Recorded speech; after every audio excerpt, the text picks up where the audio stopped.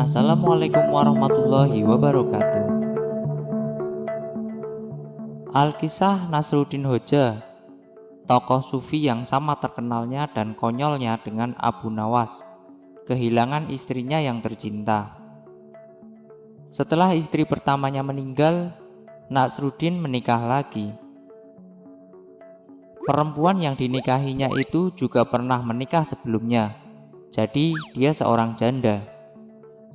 Pada suatu malam, ketika mereka sedang tidur-tiduran di tempat tidur, istri Nasruddin ini mulai berbicara tentang suaminya yang pertama. Dikatakannya bahwa suaminya yang pertama adalah seorang lelaki yang sangat baik perangainya. Nasruddin kemudian ganti berbicara tentang istrinya yang pertama. Dia mengatakan bahwa istrinya yang pertama itu adalah wanita yang paling baik yang pernah dia kenal. Tetapi istri keduanya ini berbicara lebih cepat daripada Nasruddin.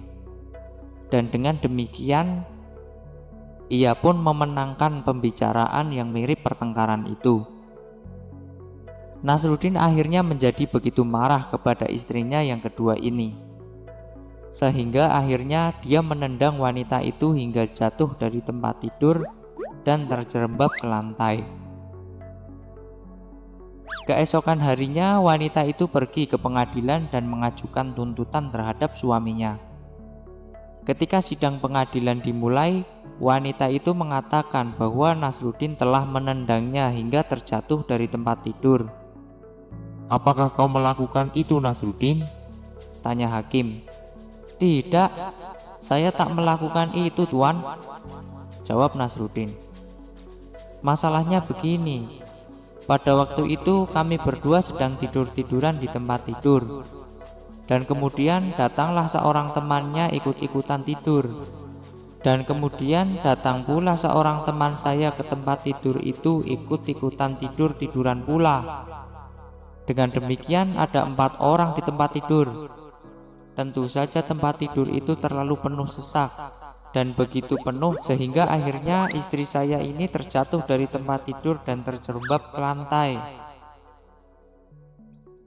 Mendengar jawaban itu, akhirnya hakim memutuskan bahwa Nasruddin tidak bersalah.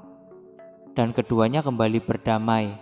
Dan istrinya pun sadar bahwa ialah yang memulai masalah itu.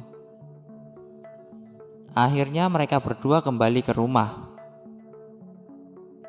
Keesokan harinya, Nasruddin meminta istrinya untuk memasak halwa, masakan dari daging yang diberi bumbu dengan rasa manis. Istrinya memasak makanan itu dalam jumlah besar, dan Nasruddin hampir saja menyantap habis seluruhnya. Malamnya ketika mereka berdua sudah hampir lelap tertidur, Nasruddin mengguncang-guncang tubuh istrinya. Hei istriku, bangunlah, dengarkan aku ada gagasan bagus. Apa itu? Jawab istrinya. Bawa dulu ke sini sisa halwa yang masih ada. Baru setelah itu aku beritahu gagasan yang ada di otakku. Istri Nasruddin pun segera bangkit dan mengambil sisa halwa yang langsung dilahap oleh Nasruddin. Sekarang Kata istrinya, aku tidak akan bisa tidur sebelum engkau ceritakan isi pemikiranmu itu. idenya itu, kata Nasruddin, jangan sekali-kali pergi tidur sebelum menghabiskan semua halwa yang telah dibuat pada hari itu juga. Karena sudah terbiasa menjadi korban kejahilan Nasruddin, istrinya hanya terdiam mendengar jawaban Nasruddin yang enteng. Ia hanya berpesan kepada Nasruddin, Setelah engkau selesai makan, cepatlah engkau tidur, karena besok kita akan pergi. kemudian mereka berdua melanjutkan tidur. Keesokan harinya mereka berdua pergi dari rumah untuk mendatangi sebuah acara di rumah rekannya. Ketika Nasruddin dan istrinya pulang dan mendapati rumah mereka telah dimasuki pencuri dan segala sesuatu yang berguna telah dibawa kabur sang pencuri.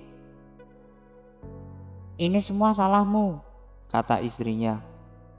karena kamu selalu merasa yakin bahwa pintu rumah sudah terkunci sebelum kita pergi. Para tetangga juga turut berkomentar. Kamu sih tidak mengunci pintu-pintu. Ujar seorang tetangga. Heran, kenapa kamu tidak membayangkan apa yang bakal terjadi? Ujar yang lain. Kunci-kunci ternyata sudah rusak dan kamu tidak menggantinya. Kata orang ketiga.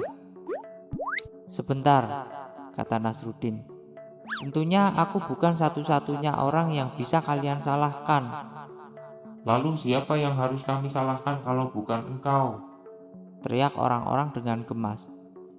Loh, kok bukan pencuri-pencuri itu? Kata Nasrudin. Kemudian Nasrudin dan istrinya masuk ke dalam rumah dan mencari sisa-sisa barang yang masih ada di rumahnya. Bahkan Nasrudin kehilangan sehelai sorbannya yang bagus dan berharga mahal. Kamu tidak sedih, Nasrudin? Tanya salah satu tetangganya kepadanya. Tidak, aku optimis kok.